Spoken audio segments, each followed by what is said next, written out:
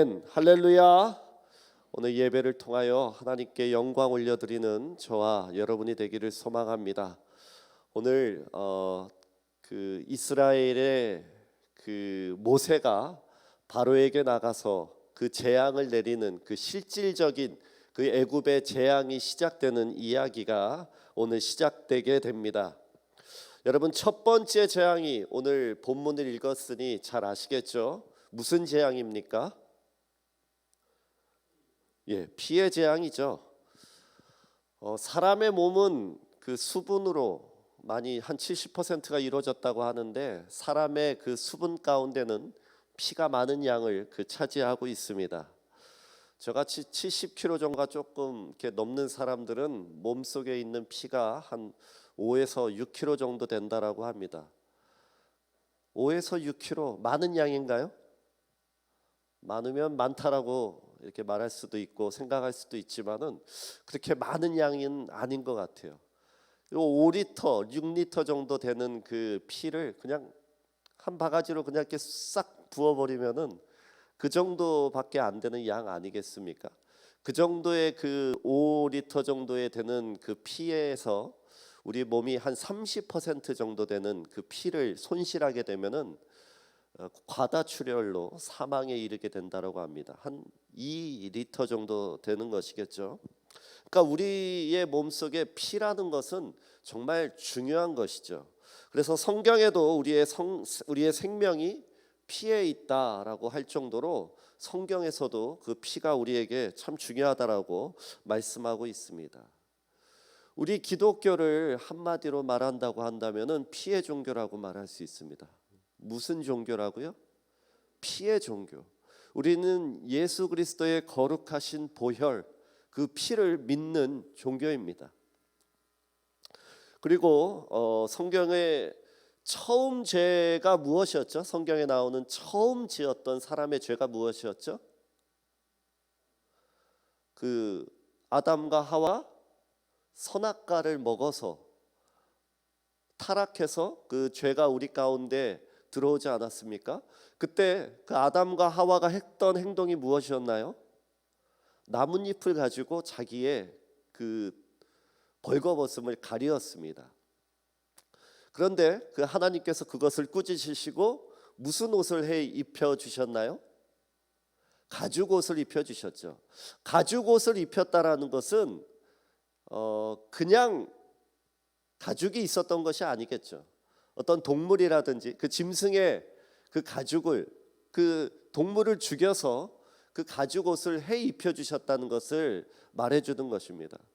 제가 좀 더 상상을 더해서 생각을 해봤을 때 그 가죽 옷은 이렇게 막 피가 많이 묻어 있는 그런 가죽 옷이 아니었을까? 그런 것을 상기시켜 주시는 그런 옷이 아니었을까? 한번 생각도 해 보았습니다. 피를 흘려야 우리의 죄를 가릴 수 있는 것입니다. 예수님은 우리의 죄를 가려주시기 위해 우리를 대신해서 대속제물이 되어 주셨습니다. 믿으십니까? 그래서 요한복음 6장 54절에 이런 말씀이 있습니다. 내 살을 먹고 내 피를 마시는 자는 무엇을 가졌습니까? 영생을 가졌고 마지막 날에 내가 그를 다시 살리겠다, 이렇게 말씀하십니다. 예수님의 피를 마시는 거, 우리가 어떻게 예수님의 피를 마실 수 있겠습니까? 우리 직접적으로 마신다는 표현이 아니겠죠. 이 영적인 표현입니다. 예배를 드릴 때 살아계신 하나님께서 그 예수 그리스도의 보혈을 우리에게 흘려주신다는 그런 의미인 것입니다. 예수님의 피를 우리가 성찬에 참여하면서 그분의 피를 마시게 되는 것입니다. 그분의 피와 살을 마시게 될 때 마지막에 우리에게 나타나는 현상이 무엇입니까? 영생을 우리가 갖게 된다라는 그 부활의 소망을 우리가 갖게 된다라는 것입니다. 제가 군대가 있을 때 한 책을 읽었는데 그 책에 나오는 그 이야기인데 어느 신학대학교 교수님이 이렇게 이야기를 했다고 합니다. 사람의 피나 짐승의 피나 예수의 피나 다 똑같다. 이게 참 위험한 그 말을 신학 교수가 했다라고 합니다. 그래서 이런 자유주의 신학자들이 참 무서운 것입니다. 그 비진리를 신학교에서 학생들에게 가르친다라는 것이 얼마나 큰 죄이고 잘못인지 모릅니다. 그래서 큰 문제가 됐고 아마 그분은 어떻게 해임이 됐다라든지 파면에 직면하지 않았겠습니까? 그 말이 사실이라고 한다면은 여러분, 우리 같이 불쌍한 사람이 어디 있겠습니까? 짐승의 피나 사람의 피나 예수의 피가 똑같다라고 그것이 사실이라고 한다면은 여기 나와 있을 이유가 우리는 전혀 없는 것입니다. 피라고 다 똑같은 피가 아니죠. 짐승의 피, 전쟁 중에 부상당한 사람의 피, 또한 수술 중에 흘리는 피, 다 다르겠죠. 그러나 하나님의 아들 이 예수 그리스도의 피는 차원이 다른 피입니다. 우리는 그 피를 보혈이라고 부릅니다. 그 피를 통하여서 우리는 구원받았습니다. 믿으십니까?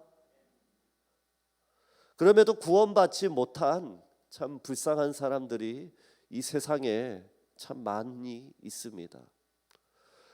우리 주님께서는 여전히 지금도 보혈의 피를 온 세상에 흘려주십니다. 다 구원받기를 바라시는 그분의 마음입니다. 그러나 사람들이 그 보혈의 피를 거부하고 있다라는 것입니다. 오늘 14절 말씀을 한 번 더 읽어보겠습니다. 여호와께서 모세에게 이르시되 바로의 마음이 어떻게 했습니까? 완강하여 백성 보내기를 거절하는도다 라고 되어 있습니다. 바로의 마음의 상태를 보여주죠. 바로의 마음의 상태가 완악하고 완강했다라고 되어 있습니다. 제가 그 성경의 이 출애굽기를 찾아보면서 바로의 마음이 완강했다, 완악했다라는 표현이 무려 19번 정도가 쓰여진 것을 세어보았습니다. 이 하나님을 대하는 마음이 대적하기로 바로는 그 마음을 먹어버린 것입니다. 완강하다라는 단어가 카베트라는 단어인데요, 이 뜻이 납덩이처럼 딱딱하고 무거운 상태를 말합니다. 마음의 상태가 어떤 것입니까? 딱딱한 거예요. 마음의 상태가 무거운 것입니다. 바로는 스스로 마음의 상태를 하나님의 말씀을 듣지 않기로 무거운 상태로 자기 스스로 결정했다라는 것입니다. 이 한 사람 때문에 애굽 모든 지역이 재앙에 덮이게 됩니다. 이처럼 한 사람의 영향력이 대단한 것입니다. 여러분, 완강하고 완악한 사람 가까이 하지 않기를 바랍니다. 그럴 뿐만 아니라 여러분의 마음이 완악하는 것이 아니라 하나님 앞에서 부드럽고 하나님 말씀을 잘 들을 수 있는 순종의 마음으로 변화되기를 소망합니다. 바로는 망하면서도 스스로 고집을 꺾지 않았기에 10가지의 재앙을 다 맛보게 됩니다. 바로는 미련한 사람이었습니다. 하나님 말씀 앞에 부드럽고 순종하는 마음으로 우리가 나아가야 하는 것입니다. 지혜로운 사람은 하나님의 말씀을 듣고 돌아오는 사람입니다. 예레미야 29장 11절 말씀입니다. 여호와의 말씀이니라 너희를 향한 나의 생각을 내가 아나니 평안이요 재앙이 아니니라 너희에게 미래와 희망을 주는 것이니라. 아멘. 하나님의 마음이 이렇다라는 것입니다. 우리에게 재앙을 주시는 분이 아니라 우리에게 평안을 주시고 우리의 미래의 소망을 주시는 분, 그분이 우리의 하나님이신 줄로 믿습니다. 제가 자녀를 바라볼 때 가지는 마음이 있어요. 당연히 하나님께서는 우리를 향한 마음이 있으십니다. 그분은 우리에게 평안과 미래의 소망을 주시는 분이신 줄로 믿습니다. 하나님 말씀에 순종할 때 이것을 여러분 가운데 이루어 주실 것입니다. 세상의 사람들이 세상의 방법대로 살아갑니다. 그것이 때로는 형통한 것처럼 보이지만은 그것이 부유한 잘 사는 것은 아닌 것입니다. 세상의 방법대로 살아간다 할지라도 형통한 것이 아니라 영적인 눈에는 이미 재앙이 시작됐다는 것을 여러분 아셔야 하는 것입니다. 우리는 하나님의 말씀을 듣기로 작정한 사람들입니다. 맞으십니까? 하나님의 말씀을 듣기로 따르기로 결정한 사람들이죠. 그래서 성도는 하나님의 말씀을 듣는 것부터 연습되어야 하는 것입니다. 듣고 싶은 말씀만 듣는 것이 아니라 때로는 듣기 힘든 어려운 말씀이라 할지라도 하나님 말씀을 잘 듣고 순종할 수 있는 저와 여러분 되기를 소망합니다. 15절 말씀 읽어볼까요? 아침에 너는 바로에게로 가라. 보라, 그가 물 있는 곳으로 나오리니 너는 나일 강가에 서서 그를 맞으며 그 뱀되었던 지팡이를 손에 잡고. 바로가 어디에 나갔죠? 나일 강가 앞에 갔는데 그 시점이 언제인가요? 아침에 나갔다라고 되어 있어요. 그러니까 그리스도인들에게 새벽과 아침은 희망을 상징합니다. 예수님께서 언제 부활하셨습니까? 이른 아침에 새벽에 부활하셨습니다. 아침 일찍이 이스라엘이 요단을 건넜습니다. 예수님께서는 언제 기도하셨습니까? 습관을 따라 새벽 미명에 기도하셨습니다. 아침 일찍 여리고가 무너졌습니다. 그러니까 우리에게 아침은 언제입니까? 희망의 시작이라는 것입니다. 그러나 바로의 아침은 어떤 의미입니까? 바로 재앙의 시작을 말합니다. 바로는 아침 일찍이 나일 강가로 향했습니다. 성경을 잘 찾아보면은 첫 번째, 네 번째, 일곱 번째 재앙이 시작될 때마다 바로는 나일 강가 아침에 나일 강 앞에 서 있었습니다. 애굽 사람들은 이 나일강을 섬겼습니다. 하피라는 그 신으로 신격화했습니다. 나일강을 섬기고 나일강을 위한 노래를 만들어서 그 애굽 사람들은 불렀습니다. 이 나일강 앞에서 바로는 이 제사를 드렸던 것 같습니다. 애굽인들에게 바로가 신이었고 나일강도 신이었습니다. 그리고 그곳에 누구를 보내십니까? 하나님의 사람이 갔다라는 것입니다. 17절 말씀 같이 한번 읽어보겠습니다. 여호와가 이르노니 내가 이로 말미암아 나를 여호와인 줄 알리라. 볼지어다 내가 내 손에 지팡이로 나일강을 치면 그것이 피로 변하고. 여러분, 바로 앞에 많은 신하와 군사들이 함께 동행했겠죠. 그런데 그곳에 누가 간 것이에요? 아론하고 모세를 하나님께서 보내신 것입니다. 나일 강가 앞에 바로를 보러 간다라는 것은 죽음을 각오해야 되는 그런 순교적인 그런 일이 있을 수도 있었던 것입니다. 그럼에도 모세와 아론은 믿음을 가지고 나아갔습니다. 모세의 손에, 아론의 손에 무엇이 있었습니까? 바로 지팡이가 있었다라는 것입니다. 이 지팡이는 이 모세와 아론의 지팡이가 아니라 하나님의 지팡이였던 것입니다. 우리는 세상 앞에 연약한 존재입니다. 그러나 여러분 손에 무엇이 들려 있습니까?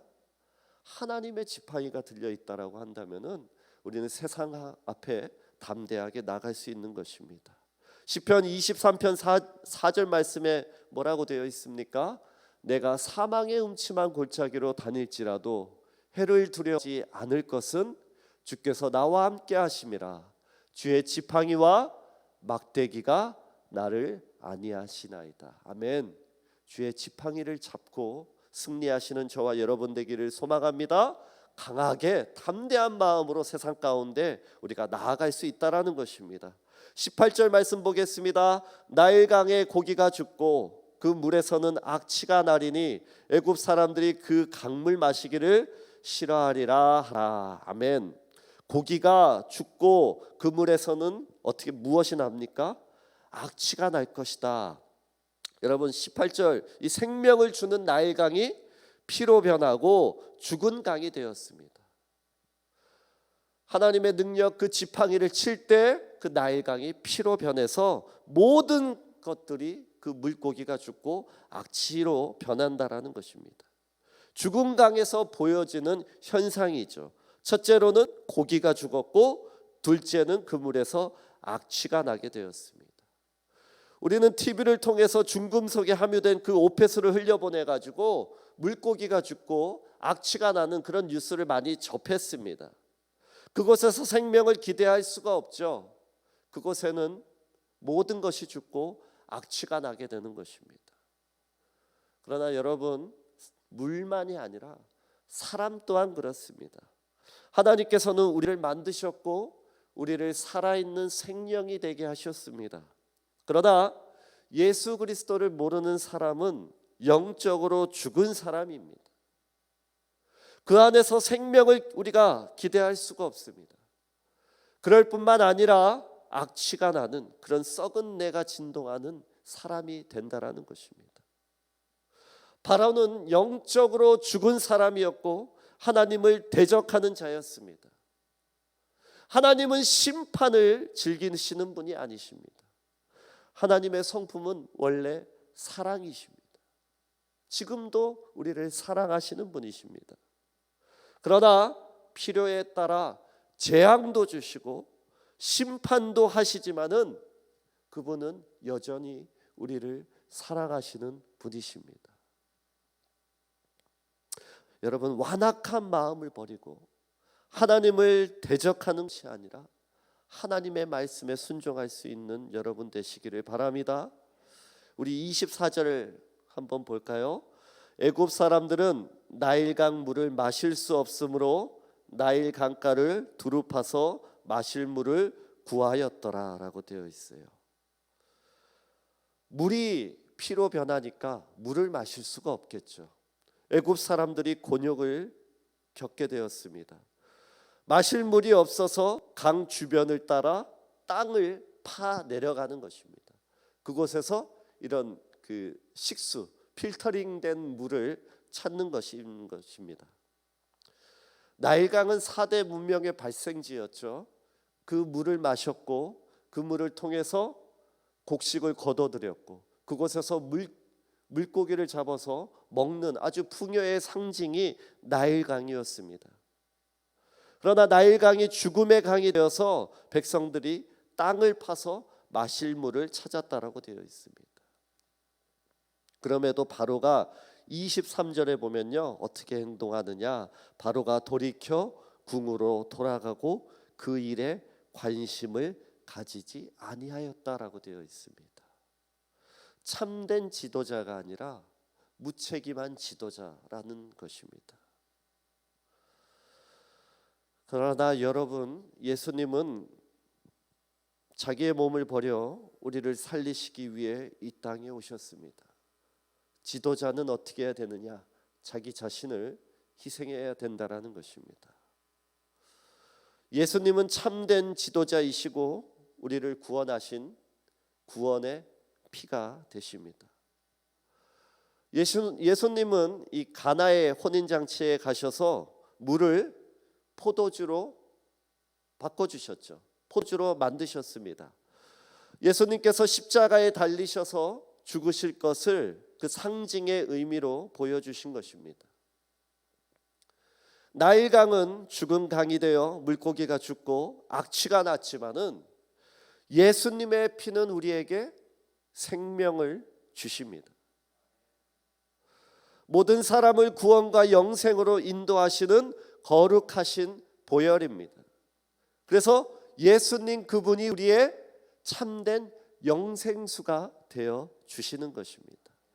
요한복음 4장 14절 말씀입니다. 내가 주는 물을 마시는 자는 영원히 목마르지 아니하리니 내가 주는 물은 그 속에서 영생하도록 솟아나는 샘물이 되리라. 아멘. 이 땅에서 사는 것뿐만 아니라 우리가 기쁘게 우리가 그 예수님의 그 느낌, 예수님께서 주시는 그 감정을 느끼며 살아가는 것뿐만 아니라 영생, 우리가 영원히 살 수 있는 리얼 라이프가 진짜로 예수님을 통해서 우리가 살 수 있게 된다라는 것입니다. 이것을 믿으십니까? 예수님을 믿는 방법밖에는 없다라는 것입니다. 이 장로교 칼뱅주의는 여러분 그 절대 주권적 선택을 말합니다. 이것이 참 강합니다. 이게 지향하는 바입니다. 구원은 인간적 조건에 의해서 결정되는 것이 아니라 하나님의 절대 주권적 선택으로 된다라는 주장입니다.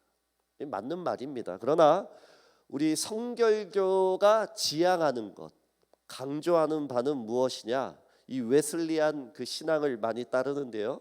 알미니우스주의를 지향합니다. 구원에 이르는 하나님의 은혜는 전적인 것이죠.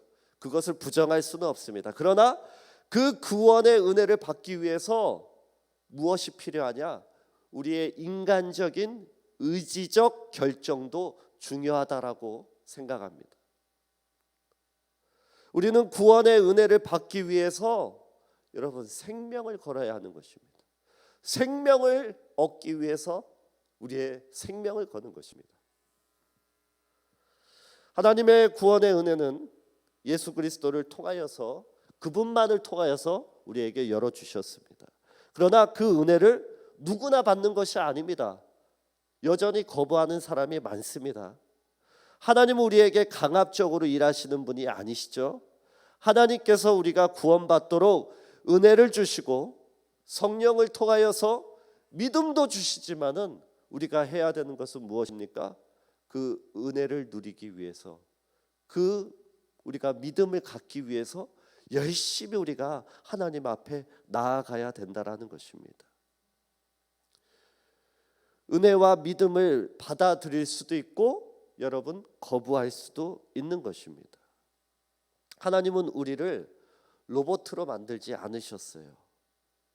자유의지를 주셔서 선택할 수 있도록 하셨습니다. 그래서 태어나면서부터 천국에 가는 사람과 지옥에 가는 사람이 따로 있는 것이 아니라 주의 이름을 부르는 자는 구원을 얻으리라. 얼마든지 예수님을 따르고 성도로 살 수 있도록 그 구원의 길을 우리에게 열어주셨습니다. 우리가 그 길을 가야 된다라는 것입니다. 여러분, 그래서 저는 구원받았다라고 믿어버리는 것이 참 위험한 신앙이라고 생각합니다. 구원의 확신을 가지라고 하지만은 구원의 확신만 가져서는 여러분 우리가 나중에 어떻게 될지 모릅니다. 그래서 참된 구원을 이루어 나가야 하는 것입니다. 그래서 구원파가 잘못된 신앙을 가진 것 아니겠습니까? 구원받았다라고 믿어버리는 것입니다. 그래서 그 후에 지은 죄를 통하여서 우리가 그 회개하지 않아도 된다라고 그들이 생각하지 않습니까? 빌립보서 2장 12절에 이렇게 말씀하고 있습니다. 항상 복종하여 두렵고 떨림으로 너희 구원을 이루라. 우리는 하나님 나라에 입성할 때까지 끝까지 구원에서 탈락되지 않도록 우리의 신앙을 돌아봐야 하는 것입니다. 바로가 어떠한 마음을 가졌죠? 아까 완악하고 완강한 마음을 가졌다라고 되어 있어요. 여러분, 그렇게 살다 보면은 재앙을 피할 수가 없습니다. 인생이 잘못된 길로 가게 될 것이죠. 세상의 자녀로 살아가면은 생명이 죽고 오늘 말씀처럼 악취나는 인생이 될 것입니다. 그러나 예수님께 나의 의지를 드리고 예수님의 자녀로 살면은 영원히 살아나고 영원히 죽지 않고 저 천국에서 살게 될 줄로 믿습니다. 예수님은 우리에게 구원의 보혈을 흘려주셨습니다. 믿으십니까? 이것을 받아들이세요. 오늘 이 시간 받아들이시기 바랍니다. 그래서 저와 여러분이 저 천국의 기쁨과 은혜를 누리며 영원히 살게 되기를 소망합니다. 이곳에 계신 한 분 한 분 다 구원에서 탈락되지 않고 온전한 구원을 이루게 되시기를 주의 이름으로 부탁을 드립니다. 우리 같이 찬양하겠습니다. 난 주보혈 아래 있네. 난 주보혈 아래 있네.